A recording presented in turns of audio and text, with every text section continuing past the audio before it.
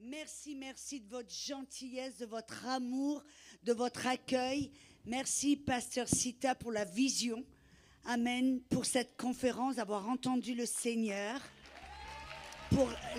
D'avoir dit oui au Seigneur de venir en Martinique. Et regarde ce que le Seigneur a fait au travers de toi et de Pasteur Freddy. Amen.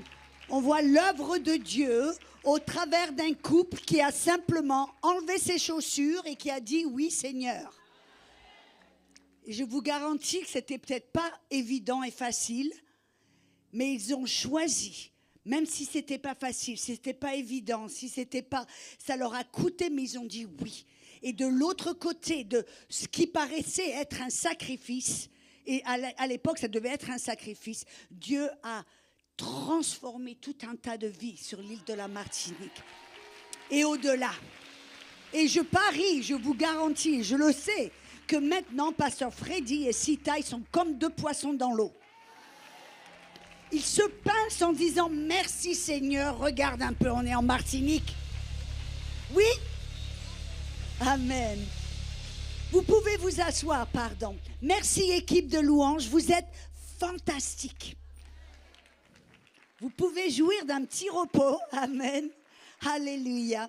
Et la raison pour laquelle, c'est parce que, comme vous voyez, je dois souvent pousser sur mes cordes vocales et je dois les protéger car c'est mon instrument. Amen. Alléluia. Vous voyez, hier, je vois un peu le filon et ce que cette conférence, les différents messages, ce que tout a été partagé, je vois que c'est les choses qui s'emboîtent l'une avec l'autre. Et hier, j'ai partagé avec vous l'importance que si on veut voir l'onction couler au travers de nous, on veut voir vivre une vie de puissance, de miracle, on veut vivre une vie comme Jésus était sur la terre, car il était notre exemple à suivre. Amen. Une vie remplie de sagesse, de puissance, de miracle. Partout où il allait, il faisait du bien. Et on a vu que la clé pour vivre ce genre de vie, c'est de comprendre que notre moi doit être crucifié en Christ. Et que ce n'est plus nous qui vivons, notre opinion, notre volonté, notre façon de faire les choses, mais qu'on s'adapte en disant « cette vie maintenant que je le vis par la foi, en faisant confiance au Fils de Dieu, en faisant confiance à l'onction. » Jésus qui m'a aimé, qui s'est donné lui-même pour moi. Et on a vu que la foi vient de ce que l'on entend. Donc, vraiment, la synthèse de ce message, ce serait que vous et moi, nous sommes appelés à vivre une vie simple, une vie d'intimité avec un Dieu qui nous aime. Et vous savez, c'est intéressant, Pasteur Sita a parlé hier de Jésus quand il est allé, amen, dans la rivière du Jourdain, que le ciel s'est ouvert, et entre parenthèses, le ciel ne s'est jamais plus refermé. Un petit détail, nous vivons sous un ciel ouvert. Jésus a été rempli du Saint-Esprit, mais rappelez-vous ce qui s'est passé. Le Saint-Esprit l'a conduit dans le désert, et là, il a été tenté. Il a été testé et tenté pendant 40 jours. Il était rempli du Saint-Esprit. Mais ce n'est pas, c'est après avoir passé cette phase où il a choisi de se dénier lui-même, son confort, sa volonté. Il a choisi de mourir à lui-même, à sa propre chair, qu'il est sorti du désert dans la puissance du Saint-Esprit. Vous voyez la connexion ? Jésus était rempli du Saint-Esprit, mais ce n'est pas, c'est seulement quand il a choisi de dire non à sa propre chair, à sa volonté, à son confort, qu'il a choisi de dire pas ma volonté mais la tienne, Père. C'est là qu'il est sorti du désert dans la puissance du Saint-Esprit. Et c'est là, après, qu'il est allé de lieu en lieu pour faire du bien et guérir tous ceux qui étaient sous l'empire du diable. On voit là que vous et moi, c'est le commencement. C'est pour ça, très souvent, les chrétiens, ils savent Jésus est mon sauveur, mais on ne leur enseigne pas que Jésus doit être notre Seigneur. Et la belle chose, vous savez, on connaît tous le psaume 23, n'est-ce pas? Le psaume 23, c'est un des psaumes favoris. Vous l'avez peut-être sur vos frigidaires, je ne sais pas. Mais le Seigneur, ça commence en disant qu'il est le Seigneur. Il est mon berger. Je ne manquerai de rien. Quand on comprend que Dieu est un berger et qu'il est un bon berger, on peut dire oui, on peut lui faire confiance, on peut le suivre, on peut l'écouter, on peut lui obéir, parce que de l'autre côté, on ne manquera de rien. Et quand Dieu vous dit de faire quelque chose, de crucifier la chair, il vous dit il vous demande de faire quelque chose qui paraît difficile. Ce n'est pas pour vous nuire, ce n'est pas pour vous détruire, ce n'est pas pour vous mettre des bâtons dans les roues. C'est pour vous amener près des verts pâturages, pour vous faire reposer. Voilà encore. Vous voyez, quand vous marchez dans cette obéissance, en disant ce n'est pas ma volonté, c'est la tienne, c'est là où il vous guide dans le repos. C'est là où il vous mène dans les sentiers de la justice, du bien. Mais si je marche, vous avez vu une différence? Dieu nous guide dans les verts pâturages. Dieu, le Saint-Esprit, va nous guider vers les eaux paisibles. Le Saint-Esprit va nous amener dans le repos. Mais quand je marche, qu'est-ce que ça nous montre? Que des fois, on n'en fait qu'à notre tête. Des fois, on prend des mauvaises décisions, on a des mauvais choix et on atterrit dans la vallée de l'ombre de la mort. Mais même là, le Saint-Esprit ne nous laisse pas tout seuls. Là, le Saint-Esprit, avec sa houlette et son bâton, qui, entre guillemets, représente la parole et le Saint-Esprit. Car la parole et le Saint-Esprit travaillent toujours ensemble. Le Saint-Esprit a écrit la parole et la parole nous parle du Saint-Esprit. Ils travaillent ensemble en équipe. C'est un duo puissant. Et son rôle, c'est de vous faire sortir de ce genre de problème. Et j'ai écouté Pasteur Maud qui a parlé de une femme doit être une femme sage, une femme qui bâtit sa maison, une femme qui édifie sa famille, une femme, amen, qui est remplie de sagesse. Mais vous savez, le problème souvent, j'entends les chrétiens qui prient, qui demandent à Dieu, Dieu, donne-moi plus de sagesse, Dieu, donne-moi plus de puissance, Dieu, donne-moi plus de ceci, de cela. J'ai une bonne nouvelle pour vous aujourd'hui. Si vous êtes remplis du Saint-Esprit, vous avez déjà toute la sagesse de Dieu. Dans 2 Colossiens 2, 3, qui nous dit que Christ, qui est l'onction, Christ en nous, les trésors de la sagesse. Et aujourd'hui, je veux vous parler de comment marcher dans cette dimension du Saint-Esprit, cette dimension de sagesse, cette dimension de puissance, être guidé par le Saint-Esprit. Vous venez de voir là que j'ai été guérie du cancer des os. Mais vous savez, c'est intéressant. Quand je me suis mariée, je dis toujours, j'ai tué le lion, j'ai tué l'ours et j'ai tué le géant. À ma première année de mariage, j'ai été attaquée dans ma santé à, je crois, 4 différentes fois. Mais à chaque fois, comment est-ce que j'ai marché dans la victoire? Comment est-ce que j'ai obtenu la guérison? Peu importe ce que c'était. Avec l'aide du Saint-Esprit. Parce que la sagesse, qu'est-ce que c'est? La sagesse, c'est savoir faire quelque chose à un moment donné. C'est peut-être vous avez une certaine connaissance, mais la plupart des gens ne savent même pas comment appliquer cette connaissance dans une circonstance spéciale. Mais nous avons en nous l'Esprit, le Saint-Esprit qui est l'Esprit de sagesse et de révélation. Alléluia. Et nous devons savoir que vous et moi, nous sommes appelés à marcher en puissance, à marcher en sagesse. Et c'est pour cela que Dieu nous a envoyé le Saint-Esprit. Et vous voyez, par exemple, je me laisse guider, j'espère que c'est OK, oui, j'ai pas des petites notes, je vais parler de mon cœur. Ce que le Saint-Esprit me donne. Vous savez comment ça s'est passé, moi, avec le cancer, il y a 24 ans de cela.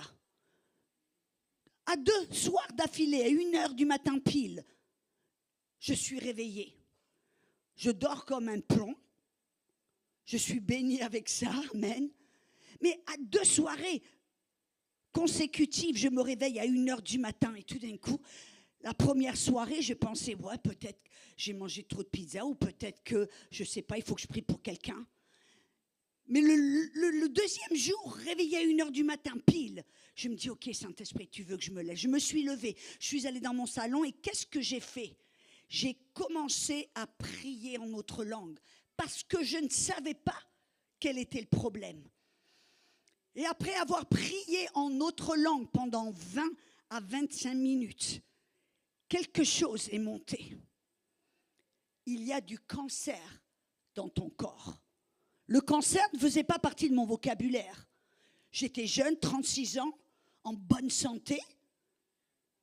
Le cancer n'est pas quelque chose à laquelle j'avais pensé. Oui, c'est vrai, j'avais développé une certaine douleur dans mon côté gauche. Mon mari m'avait demandé de prendre un rendez-vous chez le docteur, ce que j'ai fait en obéissance, en soumission à mon mari. Mais ce soir-là, quand il m'a réveillée, le Saint-Esprit m'a dit, il y a du cancer dans ton corps. Et immédiatement, le Saint-Esprit, non seulement il m'a averti du danger, mais il m'a donné la sagesse. C'est-à-dire savoir à ce moment-là quoi faire. Et il m'a donné tout d'un coup un verset, il dit, mais la joie du Seigneur sera ta force. Néhémie 8, 10. Néhémie 8, 12. Vous voyez, le Saint-Esprit travaille avec la parole. Et qu'est-ce que j'ai fait toute seule dans mon salon? Par l'ordre du Saint-Esprit. Vous voyez, le Saint-Esprit, la belle chose, c'est que Jésus-Christ, quand il est mort sur la croix, il a obtenu la victoire sur tous les défis, sur tous les problèmes, sur tous les besoins, sur tout ce dont vous auriez besoin. C'est accompli, c'est fait. C'est pour cela que Jésus est assis. Il est assis à la droite du Père. Une position d'autorité, de victoire. Et il s'est assis pourquoi? Non pas parce qu'il était fatigué, même s'il aurait pu être fatigué. Mais il s'est assis parce que l'œuvre était finie, accomplie. Tout ce dont vous avez besoin n'est pas dans le futur. Tout ce dont vous avez besoin est dans le passé. Il faut simplement, avec l'aide du Saint-Esprit, c'est dans le passé et dans l'esprit. Éphésiens 1:3 dit, rendons grâce au Seigneur. Il nous a bénis de toute bénédiction spirituelle dans les lieux célestes en Jésus-Christ. Et là, toute seule dans mon salon, après avoir prié en autre langue, j'ai reçu la sagesse du Saint-Esprit. Il m'a dit, mais la joie du Seigneur sera ta force. Qu'est-ce que j'ai donc commencé à faire? J'ai simplement obéi à quelque chose qui n'avait aucun sens pour moi. À quelque chose que je ne comprenais pas, mais il m'a donné une instruction, une parole de sagesse et j'ai obéi. Et ça ressemblait à quoi, toute seule dans mon salon? Ha ha, ho ho, hi hi, ho ho, hu hu. J'ai commencé comme cela, je me suis sentie bête. Ha ha, ho ho, hi hi, ho ho, ha ha ha, ho ho, ha ha ha, hi hi hi. Mais vous savez qu'après, en persévérant dans cette instruction qui paraissait tellement banale et qui paraissait presque bête, j'ai obéi et je n'ai pas abandonné. Après 20 minutes de ah ah, ho ho, hu hu, hi hi, la joie du Seigneur qui était en moi par le Saint-Esprit. Car l'Esprit de Dieu est amour, joie, paix, bonté, gentillesse, fidélité, maîtrise de soi. Ce n'est pas quelque part là dans l'atmosphère et on doit prier, supplier que Dieu nous le donne. Non, c'est déjà ici, en nous, enfoui dans l'Esprit de Dieu. Et on a simplement, vous voyez, les femmes sages savent et comprennent qu'en Christ, nous sommes identiques à Christ dans notre esprit. Nous avons toute la puissance du Saint-Esprit en nous. Nous avons toute la sagesse du Saint-Esprit en nous. Tout est déjà déposé dans notre esprit. Parce que j'ai une bonne nouvelle, le Père, le Fils, le Saint-Esprit ont choisi de demeurer en vous, dans votre esprit. Et j'ai obéi.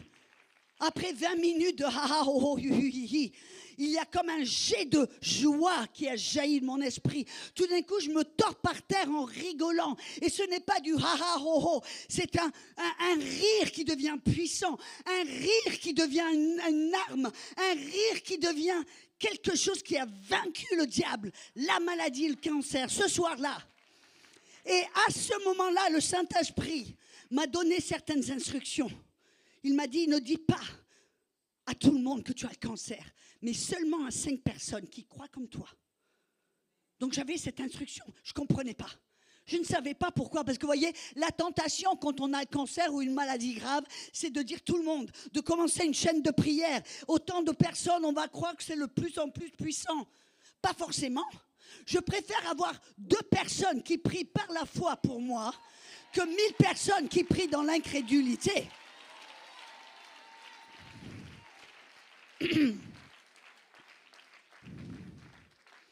Il m'a dit d'autres choses que je ne vais pas raconter.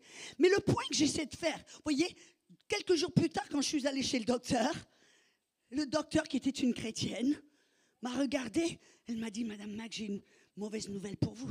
Vous avez le cancer des os. Je l'ai regardée avec un grand sourire. Elle m'a dit, elle est dans le déni. J'ai dit, merci docteur, mais je suis guérie. Jésus m'a guérie dans mon salon. Elle me dit, mais vous savez, ça c'est vraiment sérieux. Elle m'a envoyé à un oncologiste. Elle m'a envoyé à un oncologiste, un spécialiste du cancer des os. Quand elle a regardé mon IRM et mes radios et tous mes trucs, elle m'a dit, je vais vous faire toute une panoplie de textes et d'examens. Bref, cet après-midi, après avoir passé toute la journée sous les IRM, les machines X-ray, etc., elle a découvert que la tumeur avait quelque peu rétréci. Et elle m'a dit, Madame Mac, je ne comprends pas ce qui se passe. Ah, moi, je savais. Elle me dit, vous pouvez, ou on va commencer un protocole, ou je vous mets sous observation. Ça veut dire que vous revenez dans 2 mois. On refait les mêmes examens et on voit ce qui se passe dans votre corps. Porte 1, on fait le protocole. Porte 2, observation. Quelle porte pensez-vous que j'ai pris? Porte 2. Et après 9 mois et demi, le cancer qui était métastatique, ça veut dire qu'il s'était répandu au bas de la colonne, tout avait disparu. Cela fait...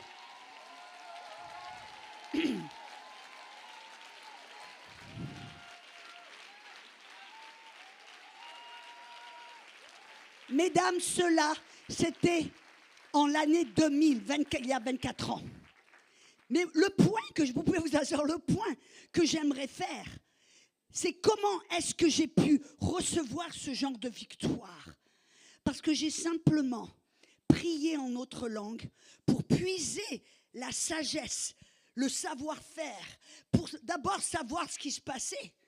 Et prier, découvrir et obtenir la sagesse qui est qu'est-ce que je vais faire dans cette situation précise. Et le Saint-Esprit m'a donné la parole, des instructions que j'ai simplement obéi.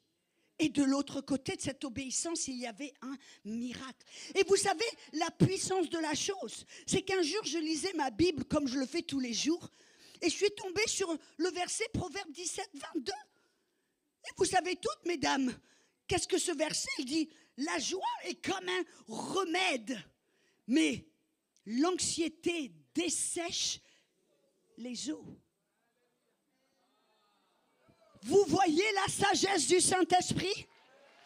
Je ne savais pas, que j'avais le cancer.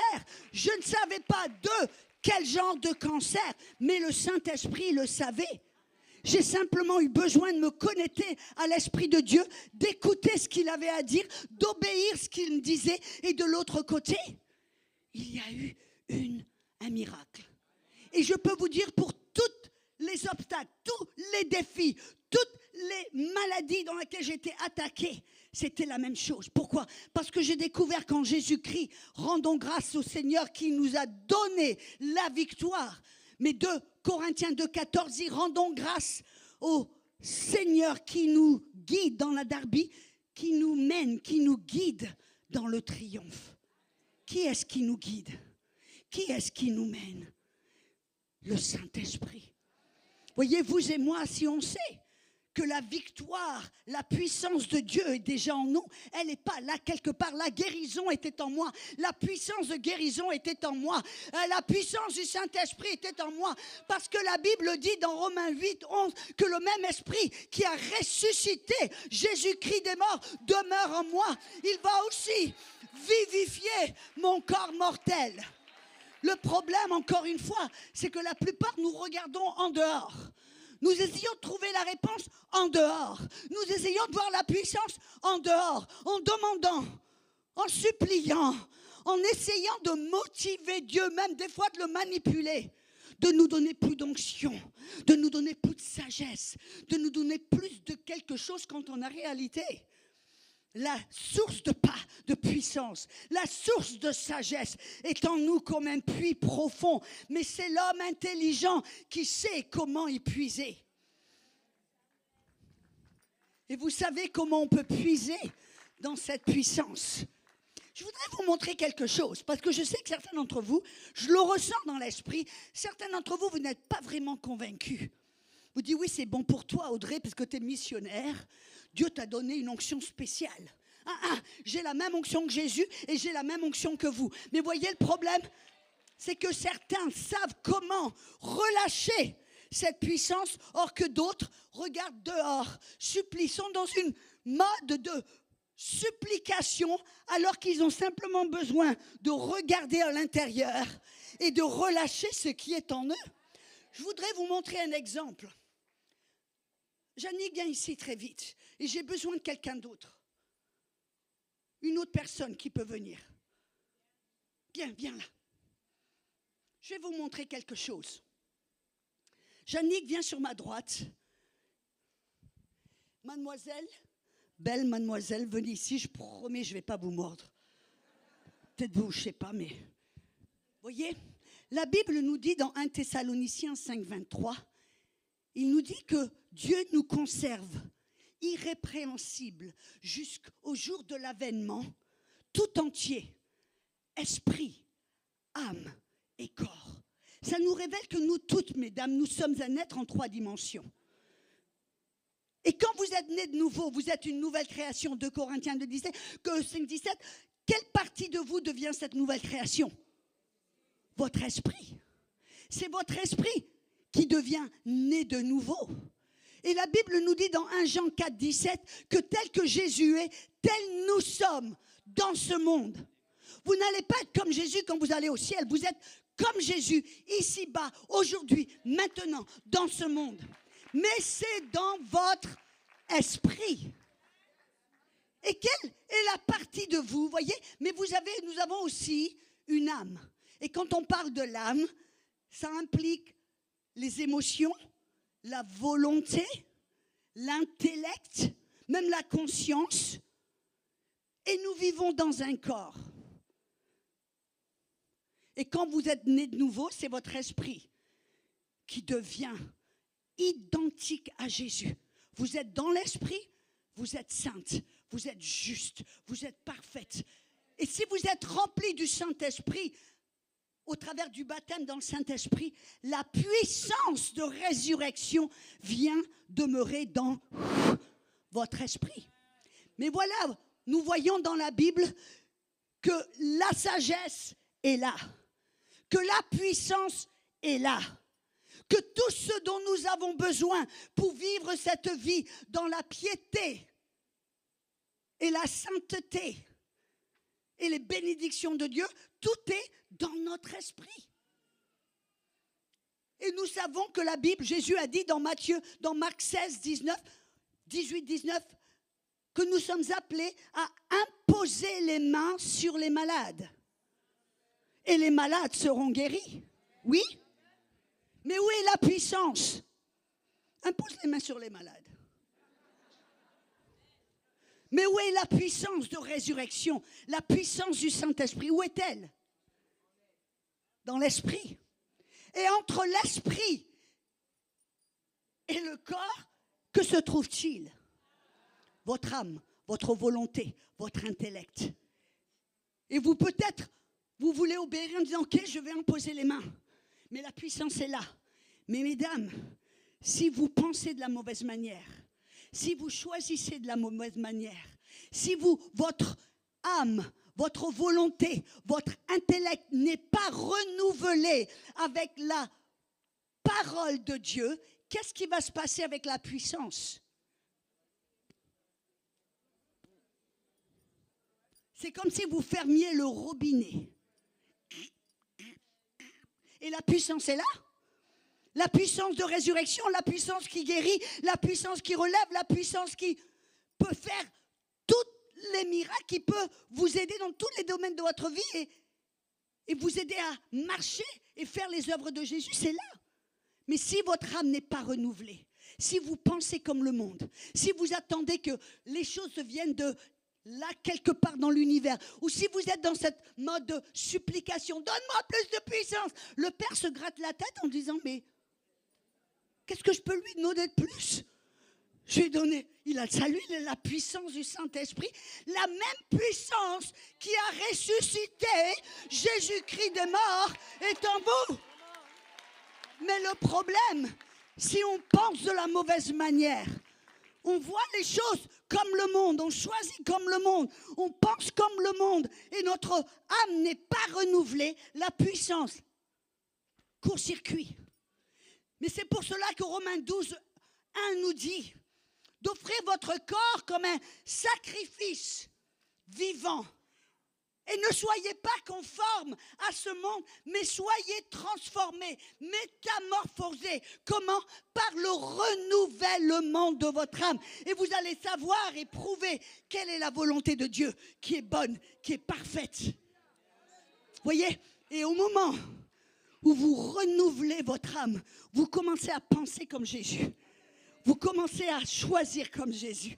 Vous commencez à croire que vous êtes une bombe spirituelle, que vous êtes sage, en disant je suis sage, je suis puissante, Dieu vit en moi, la puissance de Dieu, et vous commencez à le croire, et vous commencez à laisser les vérités que vous trouvez dans la parole, surtout dans les épîtres de Paul, et que vous laissez ces paroles qui vous êtes en Christ, ce que vous avez en Christ, ce que vous pouvez faire en Christ.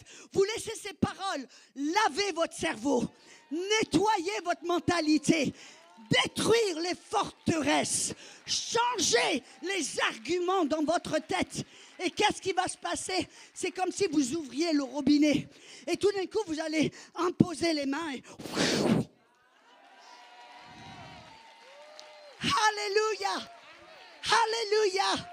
Tu es puissante, car la puissance de Dieu est en toi. Merci. Vous voyez, souvent les erreurs qu'on fait, on se voit impuissante, incapable, minuscule, insignifiante. Quand en réalité, comment est-ce que Dieu nous voit? Il nous voit, il dit, waouh, je l'ai créée à mon image, à ma ressemblance. Elle est juste, elle est sainte, j'ai mis en elle, elle est comme un bâton de dynamite. Parce qu'en elle est la puissance de résurrection. Mais voyez, c'est quand on commence à transformer notre mentalité.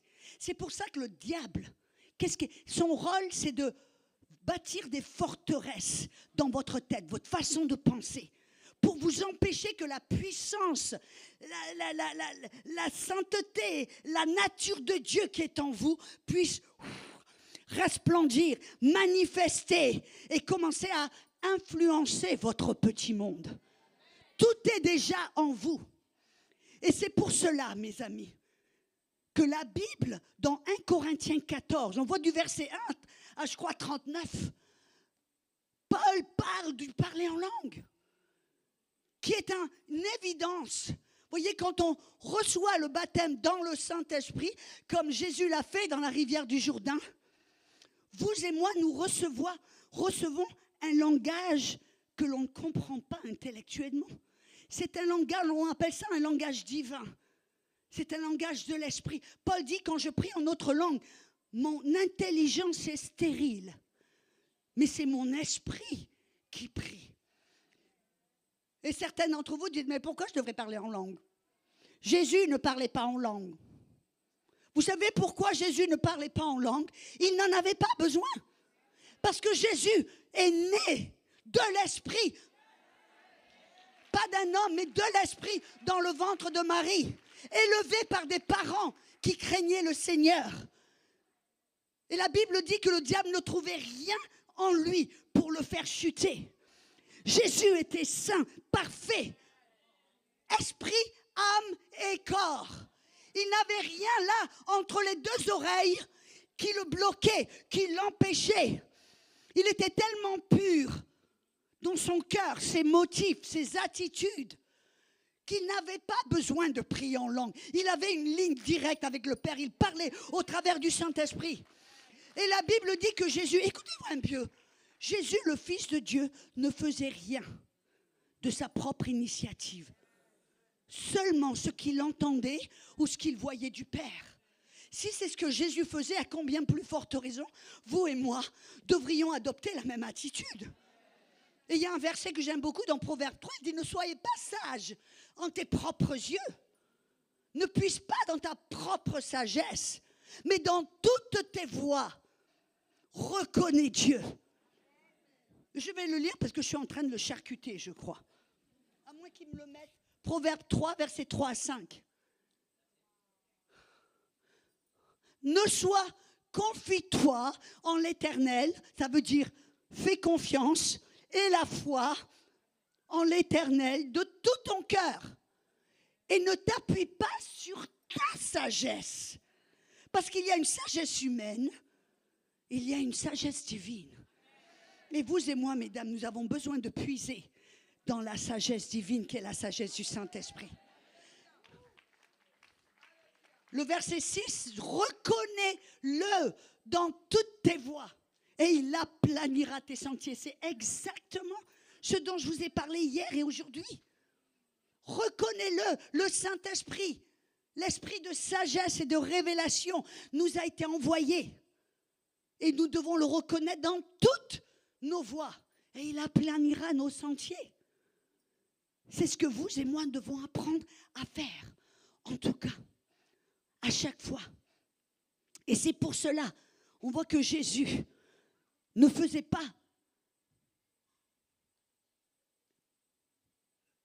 rien de sa propre initiative, mais seulement ce qu'il voyait, ce qu'il entendait du Père. Et il parlait, et il agissait. Et c'est la même attitude que nous devons adopter.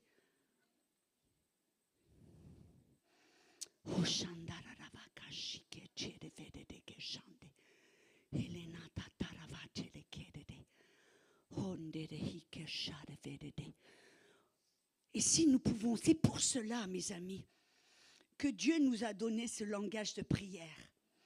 Et c'est intéressant dans 1 Corinthiens 14. Dans tout le chapitre, Paul parle du parler en langue.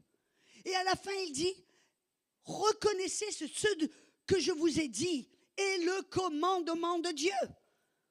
On regarde parler en langue comme quelque chose d'extracurriculum, de quelque chose, une option, peut-être oui, peut-être non, quand en réalité, Jésus nous a envoyé le Saint-Esprit et a vu nécessaire pour notre propre bienfait de nous remplir du Saint-Esprit et de nous donner un langage divin que vous et moi, nous ne pouvons pas comprendre. Et même, je vois dans Marc 16, il dit, ces signes accompagneront ceux qui croient en mon nom. Ils parleront en nouvelle langue. Et Paul finit le chapitre en disant, n'interdisez personne de parler en notre langue.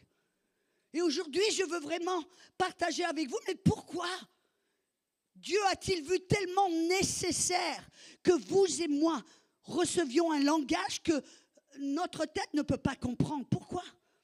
Mais c'est quelque chose de tellement puissant et tellement nécessaire. Certaines d'entre vous, peut-être, vous dites, ah oui, mais j'ai déjà entendu parler du parler. Je parle déjà en autre langue. Mais que ce message vous édifie et que ce message vous inspire à vraiment comprendre et savoir pourquoi est-il non seulement nécessaire, mais impératif, et des fois une question de vie et de mort, pour vous, mesdames, et même vous, messieurs. Parce que je vois quelques messieurs là qui se sont infiltrés.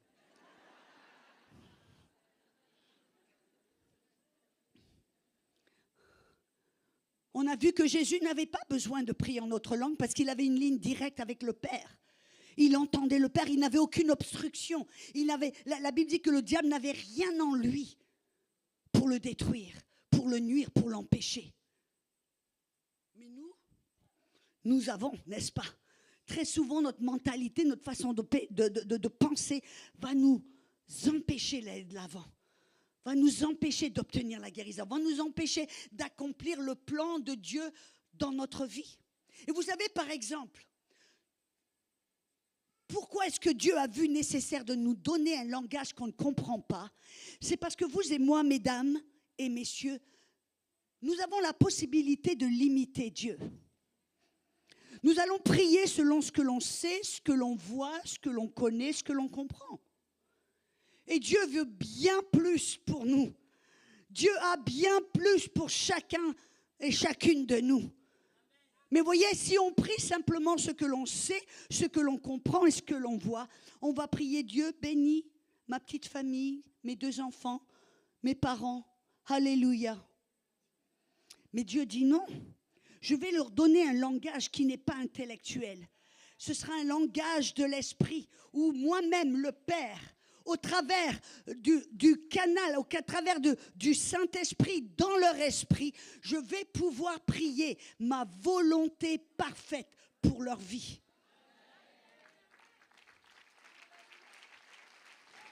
C'est une manière où Dieu peut ôter les limites de votre vie, où Dieu peut faire en sorte que vous êtes sur un chemin qui est extraordinaire, bien au-dessus, au-delà de ce que vous pouvez imaginer. N'est-ce pas inversé?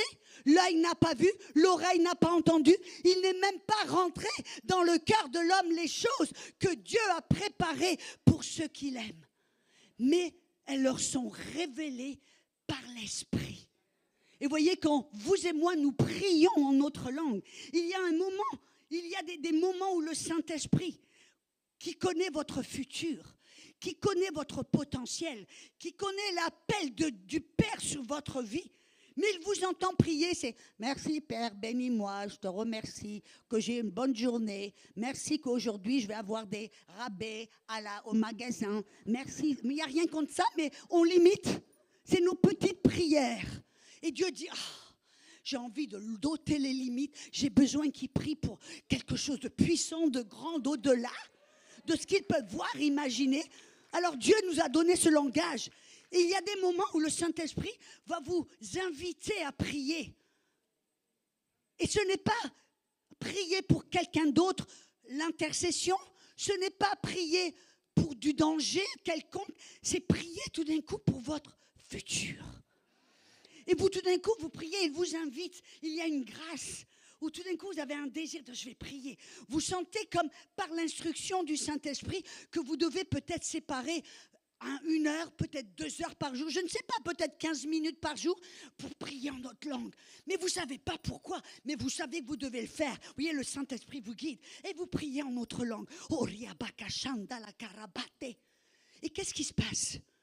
Le Saint-Esprit m'a montré un jour, alors que j'emmenais une équipe pour aller dans les tribus ou dans la jungle de l'Amérique du Sud. Quand on est arrivé, j'imaginais, voyez, qu'on devait aller pour aller dans la brousse, dans la jungle, on devrait frayer un chemin. On aurait besoin peut-être de machettes, de grands couteaux. On aurait besoin d'efforts. On aurait besoin que tout le monde mette la main à la pâte. Et je dis, oh là là, ça va prendre des efforts et du temps. Oh, je m'imaginais comme Indiana Jones. Ka-cha, ka-cha, ka-cha. Mais quand je suis arrivée aux côtés de la jungle avec mon équipe, j'ai découvert quelque chose. J'ai découvert que la voie était déjà ouverte. J'ai dit, waouh, qui c'est qui a fait ça? Et je regarde, il y avait un bulldozer sur le côté. Et le Saint-Esprit m'a parlé, il me dit, quand tu dis oui, quand je t'invite à prier, et que tu pries sans savoir même ce que tu pries. C'était comme si je te fais monter sur un bulldozer spirituel où tout d'un coup, le chemin s'ouvre. Les obstacles partent, les besoins arrivent et tu te trouves au bon endroit au bon moment, d'un rendez-vous divin à un autre rendez-vous divin, à une connexion divine, après une autre connexion divine. Et vous vous pincez en disant, ça a l'air, c'est tellement facile. Regarde, et vous commencez à accomplir la chose pour laquelle vous avez été créé et appelé depuis la fondation du monde. Vous voyez, je vois tellement de ministres et de personnes qui marchent au travers de la vie comme sur des auto-tamponneuses, d'un problème à un autre, d'un obstacle à un autre. Et là, ils prient. Il y a une manière plus facile de le faire, par la grâce de Dieu, avec l'aide du Saint-Esprit. Simplement dire oui, quand il nous appelle, il nous invite à prier. Et tout d'un coup, on se trouve au bon endroit, au bon moment, faire la bonne chose avec les bonnes personnes. Et ça a même des fois l'air tellement facile. Vous voyez, c'est comme ça que je fais mon ministère. On prie en langue. Des fois, le Saint-Esprit mettra une nation sur mon cœur et on commence à prier en langue. On loue le Seigneur et on prie en langue. Si on a une parole de sagesse ou de connaissance, on la déclare. Et après, prier en langue de cette manière, tout d'un coup, dans les semaines qui suivent, pouf, une invitation qui arrive. Pouf, les choses commencent à se déclencher d'une manière tellement facile que tu dis, waouh, c'est vraiment facile. Parce que vous voyez, le diable, il met des embûches, il met des problèmes, il essaie de mettre des bâtons dans les roues. Mais Dieu a toute connaissance, toute sagesse, il connaît le passé, le présent, le futur. Et Dieu, le diable, n'est rien contre la puissance de Dieu, la sagesse de Dieu qui est en nous. On a simplement besoin d'apprendre à coopérer avec le Saint-Esprit qui est en nous. Et cette sagesse dont nous avons besoin n'est pas seulement que pour le ministère, mesdames. Certaines d'entre vous, vous êtes peut-être enseignante à l'école ou peut-être grand-maman et vous gardez des petits-enfants. Ou peut-être vous êtes chef d'entreprise ou peut-être remplir la case vide. Peu importe qui vous êtes, où vous êtes, ce que vous faites, la sagesse du Saint-Esprit en vous peut être là quand vous en avez besoin. Moi, je me rappelle, mon mari, il a une entreprise de construction. Et un jour, il y avait un client qui voulait faire certains travaux dans sa maison. Mon mari, bien sûr, est allé au département de construction. Il a présenté le problème et ils leur ont dit non, monsieur Max, c'est impossible, non. Il regardait, il était retourné avec des solutions. On dit non, non, non. Finalement, ils sont arrivés en disant peut-être une possibilité, mais ça va coûter votre client près de, je crois que c'était 15 000 $ de plus. Mon mari dit non, il y a quelque chose qui ne va pas là. Et tout d'un coup, Eureka, alléluia, il dit je crois que je vais faire ce que ma femme enseigne. Il s'est enfermé dans son bureau.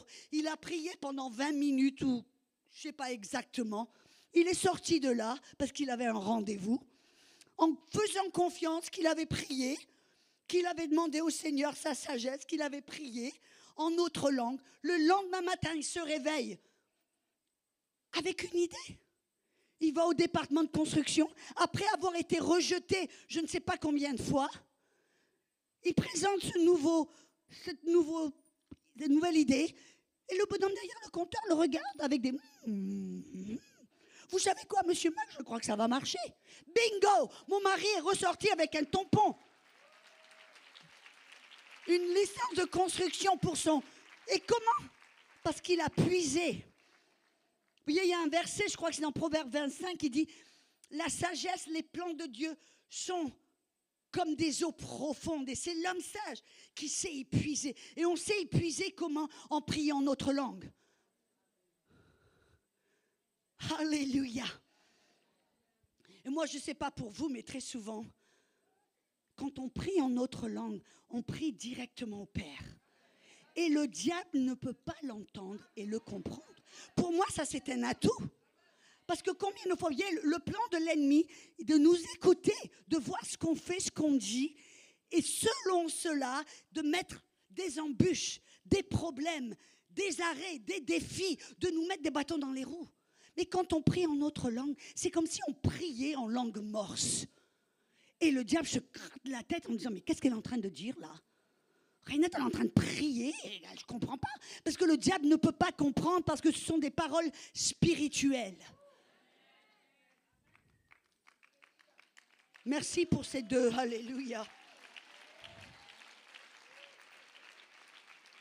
Certains d'entre vous ici, vous aimez Dieu, mais vous ouvrez votre Bible et vous dites, mais j'arrive pas à comprendre. J'ai même pas d'intérêt, je lis la Bible et à la fin j'ai l'impression de rien avoir compris, de rien avoir obtenu. Vous savez pourquoi? Parce que vous n'avez pas le Saint-Esprit, l'esprit de sagesse, de révélation. Et vous avez besoin d'être rempli de cette puissance du Saint-Esprit. L'esprit de révélation. Je me rappelle la première fois, après avoir été rempli du Saint-Esprit, il y avait un verset qui pour moi était une énigme. Marc 11, 23. Quiconque parle à la montagne lui commande de se ôter, de se jeter dans la mer, ne doute pas dans son corps, mais croit que ce qu'il dit se fera, il le verra s'accomplir. Je lis ça, je dis, mais pourquoi j'ai parlé à la montagne? Il n'y a aucun sens. Ça veut dire que toutes les montagnes seraient jetées dans la mer. Alors, qu'est-ce que ça veut dire? Mais après avoir été rempli du Saint-Esprit, il y a quelque chose qui s'est passé à l'intérieur de moi. C'est comme si tout d'un coup, la Bible s'est ouverte. Je pouvais voir, je pouvais comprendre. Je me rappelle, j'étais dans un avion près d'un hublot, je regarde, tout d'un coup, la parole a pris une autre dimension. Le Saint-Esprit a écrit la parole et le Saint-Esprit veut vous révéler la parole. Alors quand vous lisez votre Bible, ne le faites pas toute seule, mesdames. Invitez le Saint-Esprit, ouvrez votre Bible, priez en autre langue, parlez au Saint-Esprit, Saint-Esprit. Pourquoi tu as mis ça là? Qu'est-ce que ça veut dire? Montre-moi. Et si tout d'un coup, quand vous lisez, il y a un mot, un verset, quelque chose qui paraît sortir de la page, je veux dire par là, une sorte d'illumination, d'intérêt, vous dites, waouh, j'ai jamais vu ça. Ne passez pas. Arrêtez, arrêtez, arrêtez du Saint-Esprit. Qu'est-ce que tu es en train de me montrer là? Qu'est-ce que tu veux que je voie? Qu'est-ce que tu veux que je comprenne? Parlez-lui. Demandez-lui, il est l'esprit de révélation, il va vous montrer exactement pourquoi il y a ce verset. Vous voyez? Et là, qu'est-ce qui se passe? Le Seigneur vous a parlé par le Saint-Esprit. Vous avez entendu, la foi vient, vous obéissez. Un miracle de l'autre côté.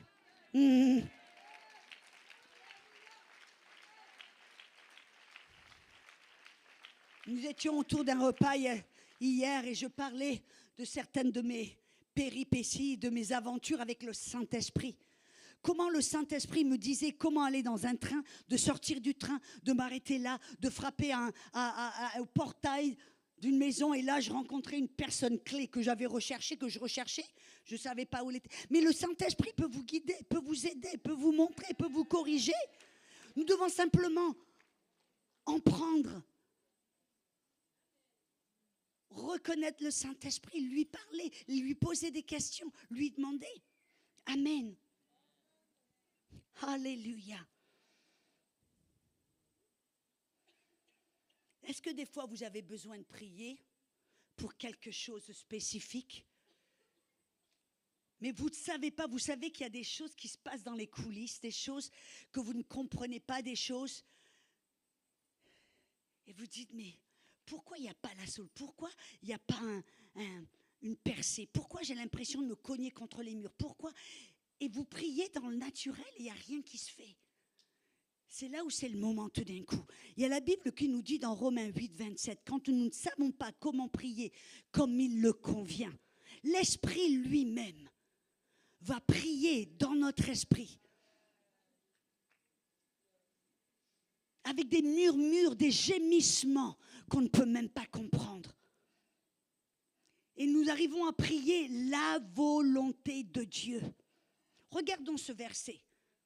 Romains 8, verset 26. De même aussi, l'Esprit nous aide dans notre faiblesse, car nous ne savons pas ce qu'il convient de demander dans nos prières. Mais l'Esprit lui-même intercède par des soupirs inexprimables, car celui qui sonde les cœurs connaît quelle est la pensée de l'Esprit, parce que c'est selon Dieu qu'il intercède en faveur des saints. Nous savons alors, et écoutez-moi, je vais faire une pause. On vient de voir là que quand nous ne savons pas quoi prier, comment prier comme il le convient, parce que peut-être on peut voir les choses d'une manière naturelle, mais on ne sait pas ce qui se passe dans les coulisses. On ne sait pas ce qui se passe dans le cœur des gens. Mais le Saint-Esprit le sait. Et quand nous ne savons pas comment prier comme il convient, nous pouvons inviter le Saint-Esprit à prier en notre langue. Et lui, il va sonder dans la volonté du Père, sonder dans l'esprit. Et il va, au travers de notre langage de prière, prier la volonté parfaite de Dieu. Et vous savez ce que Paul continue de dire après cela? Et alors, nous savons que toutes choses concourront au bien de ceux qui aiment Dieu et ceux qui sont appelés dans son dessein. Mes amis, nous avons pris ce verset, on l'a utilisé à droite et à gauche, hors de son contexte. Vous avez un petit jeune qui s'est saoulé, drogué, qui ne connaissait pas Jésus, et le pasteur, derrière le pupitre, bienveillant, il dit, mais oui, nous savons, ce jeune homme est passé en l'éternité, mais nous savons que toute chose va concourir au bien de ceux qui... Non! Si ce petit jeune homme ne connaissait pas Jésus, tout ne va pas concourir au bien. À qui appartient cette promesse? À qui appartient cette promesse? À ceux qui se donnent au verset 26 et 27 de Romains 8. Qui comprennent, je ne sais pas comment prier comme il convient, mais il y a le Saint-Esprit à l'intérieur de moi. Alors je vais prier en notre langue. Alors je lui fais confiance, qui va intercéder au travers de ma prière, la volonté parfaite de Dieu dans la situation. Alors, je saurai à ce moment-là, quand j'ai dans l'intérieur comme une satisfaction, comme une paix, comme si je sais que ma prière a été entendue, que ma prière a été résolue, que ma prière est exaucée. Alors, je sors de là en disant, waouh, toute chose concourt pour le bien de ceux qui aiment Dieu. Écoutez-moi, on se trouve des fois dans des situations où le Saint-Esprit peut-être va vous réveiller pendant la nuit, ou vous secouer, ou vous interrompre pendant la journée. Vous êtes en train de faire la cuisine et tout d'un coup, vous ressentez comme un fardeau, comme un appel à la prière. Mais dans votre intelligence, vous ne savez pas de quoi il s'agit. Vous avez simplement besoin de dire, oui Seigneur, ok, je vais arrêter, je vais commencer à prier en langue. La belle nouvelle, c'est que vous pouvez prier en langue alors que vous cuisinez ou faites le ménage ou peu importe. Mais si le Saint-Esprit vous réveille, si le Saint-Esprit vous secoue, si le Saint-Esprit vous met comme un fardeau, un appel et vous dit « Ah, j'ai besoin maintenant que tu pries. Prie maintenant. » Pourquoi? Parce qu'il sait que quelqu'un, quelque part, est en danger, a un besoin et que Dieu, qui est omniprésent, omniscient, qui regarde partout dans la terre, il voit peut-être votre petit-fils qui est quelque part là, en train d'avoir une overdose. Ou peut-être il voit quelque part dans le Moyen-Orient qui est sur le point d'être persécuté, tué. Ou peut-être il voit partout dans le voie, il regarde, il sonde la terre, il regarde. Et qu'est-ce qu'il fait? Il regarde quelqu'un qui va dire, oui Seigneur, réveille-moi. Oui Seigneur, tu peux m'interrompre. Oui Seigneur, ok, je vais me lever, je vais prier. Je suis persuadée qu'il y aura un jour, nous allons aller au ciel. Il va des gens qui vont venir nous voir en disant, hey, merci, je suis sauvée grâce à toi. Elle me dit, mais qui es-tu? Je ne t'ai jamais connu, je ne t'ai jamais rencontré. Ah non, je sais, j'étais sur le point de me tuer. Et tout d'un coup, il y a quelque chose qui s'est passé, il y a quelque chose qui a changé et j'ai donné ma vie à Jésus. Parce que tu t'es réveillé pendant la nuit, tu t'es levé et tu as prié, même si tu ne savais pas pour qui ou pourquoi. Est-ce que je peux partager quelque chose avec vous, quelque chose de personnel? Mais j'ai aucun problème d'être vulnérable et transparente, parce que si ça aide quelqu'un, alléluia. Vous voyez, quand j'étais toute jeune dans le Seigneur, je venais de rencontrer le Seigneur m'a dit de faire mes valises, de partir de la France pour aller aux États-Unis. Et en route, j'ai décidé, parce que vraiment je ne savais pas trop où j'allais, ce que j'allais faire, j'allais par la voie carrément. Et en route, je dis, je vais m'arrêter en Angleterre, j'ai ma sœur aînée qui est là, je m'arrêterai chez elle, ce sera une étape où je peux comprendre, en savoir un peu plus. Donc je suis chez elle, et on ne s'est pas vu pendant longtemps, et on parle, elle parle. Et tout d'un coup, au cours de cette conversation, j'ai tout d'un coup comme un malaise, je me sens là, je dois prier. Mais vous savez ce que je me suis dit? Je dit, oh, je ne veux pas l'offenser, je ne veux pas la gêner. Elle était tellement contente de me voir, elle parlait à 10 km à la minute. Je dis, je ne vais pas l'interrompre, je prierai plus tard. Plus tard ne vient jamais. Plus tard, j'étais tellement fatiguée que je me suis mis au lit, écroulée. Je me suis réveillée le matin, sur le coup des 5 heures du matin, avec un coup de téléphone, que mon papa était mort pendant la nuit. Oui, c'est exactement ce que je me dis. Et tout d'un coup, comme un sens de culpabilité vient sur moi en me disant, mais si j'avais dit oui, que j'avais prié, est-ce que mon père serait toujours vivant? Mais merci Seigneur, c'était vraiment la grâce du Seigneur qui m'a aidé à aller de l'avant et de ne pas rentrer dans ce cycle de culpabilité qui incapacite et qui paralyse. Mais j'ai dit au Seigneur, Seigneur, merci pour ton pardon et ton amour, mais s'il te plaît, pourrais-tu m'enseigner afin que je ne fasse plus la même erreur? Et le Saint-Esprit a été fidèle. Il y a quelques années de cela, j'ai reçu un coup de téléphone que mon frère est atteint du cancer du cerveau. Il est à la Timone, à Marseille. Donc mon mari et moi, on prend un avion, on va là-bas, on va le voir. Et je commence à... Bien sûr, je vois des miracles tout le temps, des guérisons. C'est quelque chose de constant. Donc j'attendais, je dis, je vais aller prier pour lui, imposer les mains, pop, il va être guéri. Mais vous ne pouvez pas forcer quelqu'un qui ne veut pas entendre et qui ne veut pas être guéri, qui s'imagine, non, les docteurs savent ce qu'ils font, laisse-les tranquilles, tout va aller bien. Je ne pouvais pas le forcer. Donc, finalement, j'essaie de lui parler de Jésus. À la fin du séjour, le soir avant de partir, je me dis à l'intérieur, je dis, OK, on va aller dans la chambre d'hôpital et je vais partager une fois de plus Jésus. Je vais lui demander, lui supplier qu'il reçoive Jésus. Et j'ai dit, écoute-moi, je ne veux pas partir sans que tu reçoives Jésus. Tu m'entends? Il me dit, mais ma belle, avec son accent un peu marseillais, ne te fais pas de soucis parce que Jésus et moi, on est comme ça. Et je savais que Jésus et lui n'étaient pas comme ça. Qu'est-ce que vous faites? Je ne peux pas te prendre par la gorge en disant, tu vas accepter Jésus ou alors je te... Bref, je rigole, mais je suis dû repartir. Mais j'étais tellement contrainte à l'intérieur. Je dis, Seigneur, qu'est-ce que je dois faire? Et j'ai prié, je dis, Père, donne-moi une solution, montre-moi ce que je dois faire. Et j'ai eu cette idée. Pourquoi? Ou non, je vais dire, pardon Seigneur, une amie à moi à qui je parlais m'a dit, mais pourquoi ne l'appelles-tu pas sur son portable? J'ai dit, ok, je vais essayer de faire ça. Pendant tout l'été, j'ai essayé de l'appeler sur son portable, il ne répondait pas. Je ne sais pas pourquoi, peut-être parce qu'il savait que j'allais lui parler de Jésus, je ne sais pas. Tout l'été, finalement, le 12 septembre, qui est le jour de mon anniversaire, je fais une toute petite prière au Père. Je dis, Père, tu es tellement bon et je t'aime. Aujourd'hui, c'est mon anniversaire. Tu sais, Père, le meilleur cadeau que tu pourrais me faire, c'est de me permettre de prier pour mon frère. Seigneur, je te demande merci. C'était tout.